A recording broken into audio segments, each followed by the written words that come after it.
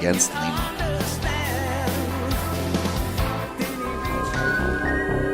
And he's starting to the bottom left of the map. Our StarTale player, it is one and only Life.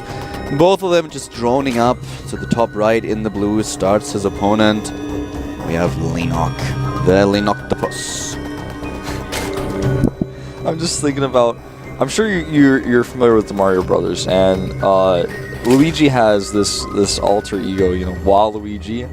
And I was just thinking about how both of these characters, or both of these players' IDs start with L. And well, let's not introduce the other player, of course. Oh, you did both. Sorry, I was in my own little world, man, about Waluigi. So I was thinking about this, and I'm like, what if we had like Leenock and like Life? They both had like these alter egos. Do they have blue hair? Maybe. They probably wear purple, and they have hats that have upside down L's on them, or maybe not upside down, maybe at like a 45-degree angle. I want to actually give a shout out to John here. I tweeted about my idea with the blue hair, with the GSL, and I actually like it. I think it would be really funny. And the first thing that John does is he replies, and he's like, "Oh my God, Smurfs don't have hair." Like, "Oh, you're such a know-it-all." And someone is like, "Yeah," and he immediately answers. He's like, "I am the Smurf with the glasses," and he so is this annoying Smurf with the glasses that always spoils the fun. This is so John. John, today I'm really angry with you. I had this awesome idea, and he totally smurfed your idea, dude.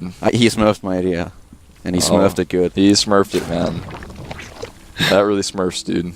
Yeah, sorry about that. It so does. Well, we're seeing basically identical timings here for both players, going gas before pool, double hatch first. Well, this is going to transition into a normal ZZ. The choices that are made in the mid game will decide this game.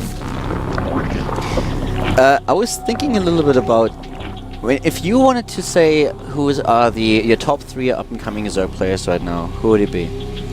Because I thought about it, and I'm like, okay, Life should be up there. Symbol. We have Symbol is for me not up and coming anymore. He's okay. Maybe he's moved beyond that. Yeah, if you are in Code S and you advanced as far as Symbol and you're not an upcoming player, he already made it. Then if I had to say this, I would say Life, Freaky, and Stefano actually. Stefano up and coming? Yeah. How is that up and coming? Well, as far as results in Korea go, I mean internationally. What do you mean results in Korea? The guy wasn't in Korea. He won everything else that is actually able to win. He won IPL. He won NASL. He won ESWC. I would still call him up and coming, man. He hasn't even shown his full potential yet, I would say. I think he actually, once he stays with TSL, lives in Korea for a while, this guy is really, I mean, obviously he's won a lot, but I think he's not even, the potential of this guy may not even be realized yet, seriously. I agree that he might not be done yet, but calling him an up-and-coming player would be, to me, that would actually be quite the insult. If I would be on Stefano's level. I was thinking more along the lines of maybe Freaky and Seal, but then I thought about Coca. What is with Coca? Is that an up-and-coming player?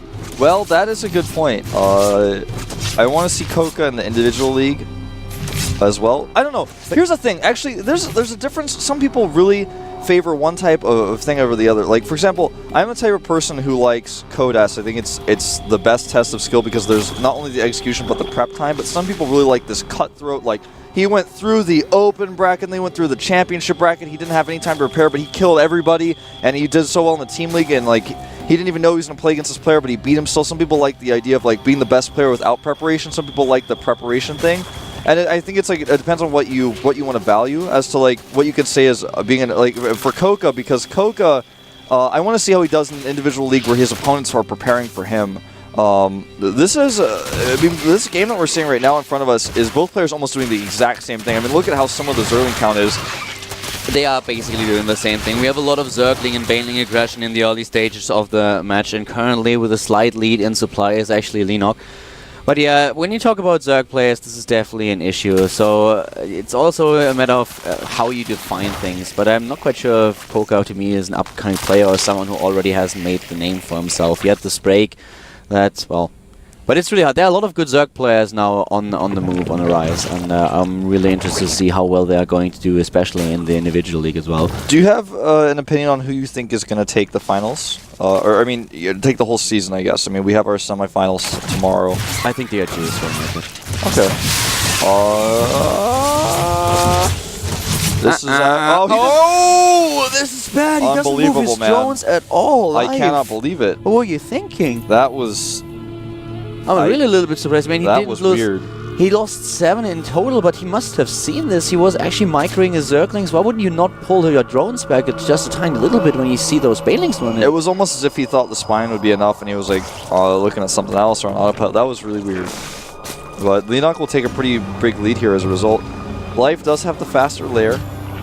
He has the faster layer, but he is behind in Harvesters. He's only at 30 against 40. And Leenock has a decent income now. And the faster layer is not that much faster. It's pretty much even. He's got an Infestation Pit going up, but Leenock will start his very likely soon. It gives him a decent advantage, but the thing is, with the distances between the two bases, he will not be able to capitalize on his early attack. Ooh, Leenock going for Spire, and as far as build orders go, though, this is going to be something that Life, unless he really botches this, will be able to bring himself back into the game with. And he's going to see the Spire potentially here as well. I don't think he saw it yet. No, he didn't. Not just yet. Oh yeah, he may not see it actually if he just goes around the north. But if he doesn't see it, he's going to have to know that it's not just lair tech with no Roach Warren, no Infestation Pit. He has to go and double check at the natural. He has to wait though because his Overseer is too low. Yeah, the Overseer is in quite a lot of trouble. Leenock taking the third right now, which has obviously already been spotted by his opponent, but Life currently does not have the unit count in order to do anything about it. And here come the Lings, they're running into the main base. Nice, Leenock with a run by here, trying to get into the mineral line. Maybe able to pick off the Queen. I don't think it's going to happen. Well, he didn't target very quickly. And no, he's going to save it. Oh, he could have killed it, though. Yeah, he could have targeted better. A lot of his Zerglings were fighting, the other ones were targeting. No, he actually moved back. He attacked the Queen, and I think he assumed a little bit too that they would die faster, and then he moved with the Zerglings to the left, while the Queen was still alive. He did see the Infestation Pit, which is pretty important. That means that when he fights these Mews, he's going to already know to split them beforehand. Leenock with the Roach Run, Life with the Roach Run. He wants to go for this Infestor and Roach combination. He already has the +1 attack upgrade nearly done. And he's baiting out a few Fungals, and Life actually watching this a bit. Wow. Losing one! That was bad. He did not only lose the energy on another Infestor, but he lost an Infestor to Zerglings. This is huge. And Leenock's control against those Banelings was actually insane as well. This battle, if Leenock actually controls this well and does a lot of damage with these mutas, he's going to be so ahead. Yeah, he doesn't have the Roach transition in place yet, but he's got the third base up. He has 2 groups. Yeah, he's got 2 groups. He needs to make sure they're not together, though, because they're kind of verging a little bit here. Yeah, they are. He's trying to snipe the space. He has, of course, also a couple of scouting units on the map. He will make sure that they are not going to be fungal, not all of them at least. And here's the expansion of Leenock. He has those units ready. And that's the fungal. 3 is not enough. He needs more. And he knows it. He immediately moves the Infestors back because he knows, okay, if I actually overcommit with this, he will just flank me and start to take down units. And look how Leenock does makes this work. That's actually really cute. Takes out another Queen. And the supply is already... it's not only the supply, look at his bank. Wow, 1,400 just 2 seconds ago. Yeah. The gas as well, and even though he's in the 30 supply lead, he has so much more minerals and gas. He's making 12 drones too. Really and you know what, part of this thing is he's got the Overlords at the front, he put on so much aggression with those Lings, and he's got the Mutas out, so he knows he can't kill my base. He doesn't have Roaches, he doesn't have a Roach Warren. Well, he does now, but at the time he didn't. He can't hit a Roach timing, so he can just make a ton of drones right now and use only the Mutas he has with a few Zerglings to support them to actually just continue to attack the third base, keep Live on the defensive, and look at this. The Lings are going to probably force a cancel here. Even if he fungals them, like, that's not going to be enough. They're still going to be able to do their damage. And he's using fungals here. And he has to, and it's also very, very positional. If he swoops in with the... Actually, doesn't matter. He goes in with the Hydralist, with the Mutalisk, doesn't he? No. Yep. And now he's trying to back off. There's too much Infestors, too many of them. Yeah, he's almost killed it, though. And if Life moves out for a second, he will kill that. Look at the bank for Leenock. It is insane. It's way too much. Life is being outplayed here. Leenock plays this so well. Currently, up to this point, Life has not been a match for Leenock. How many Infestors is Leenock going to make here?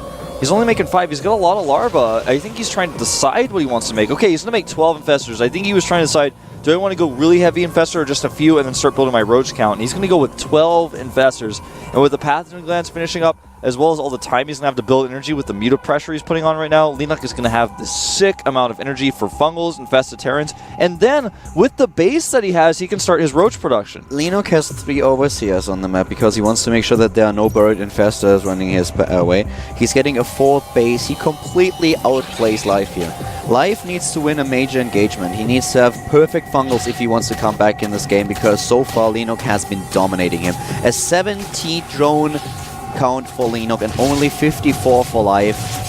Leenock is in a commanding lead in this game. Not a single fungal used against those Lings. Leenock saving every bit of energy, using only the queens. He's starting to build that roach count. Nidus network. The way Leenock is playing here is a little bit freaking me out, I would say.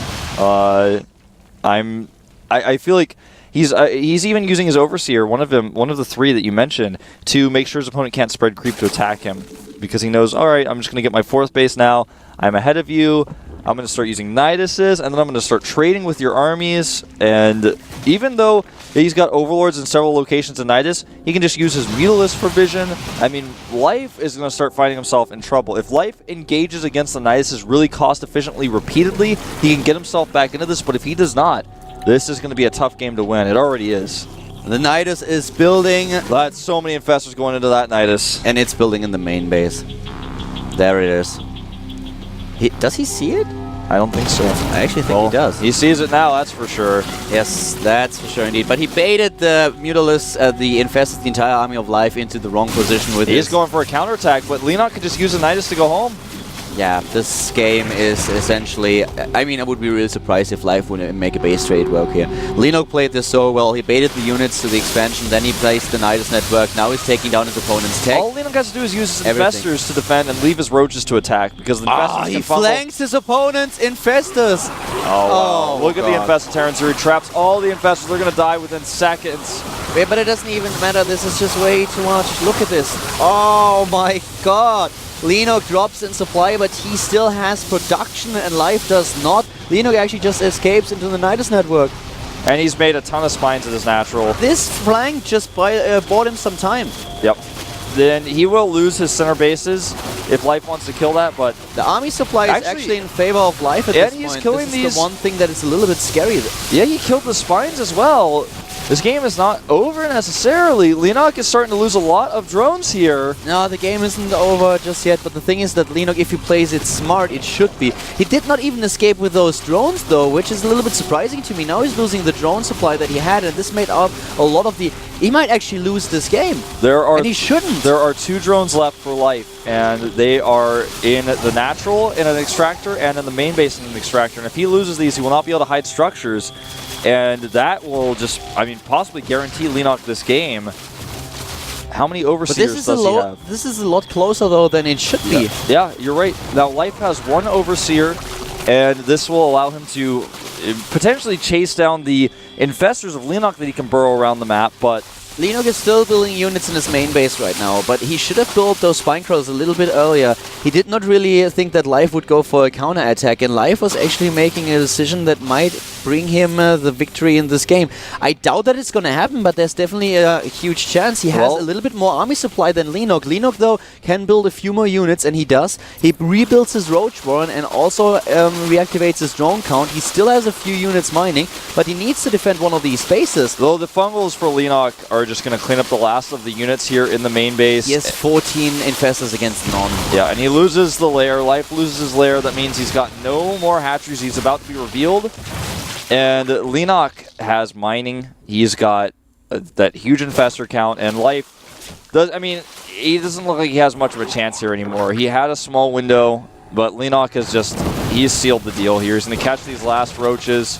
Could even use some drones. Yeah, with the infestor count 14-0, he's won the game. But Life actually, I mean, it was close. It was a lot closer than I thought. With Leenock dominated the game as it was, the counterattack that Life started brought him into a position where he might have been able to edge a win. Oh, there's a lot of would have, could have, should have going on, but the infestor count for Leenock, that's just a huge difference. Yeah, and look at this, just fighting with some infested terrans. He's going to pop up and fungal maybe. He's actually just going to make a flank here with these infested terrans. He traps them with infested terrans. That's actually quite cute. And that is going to be the end of those Hydras and Roaches. Taking them all out. GG. Leenock advancing with a 2-0 here. Yeah. Showing some experience, I think, really, in the booth. Exactly, and playing very strong games against Life here.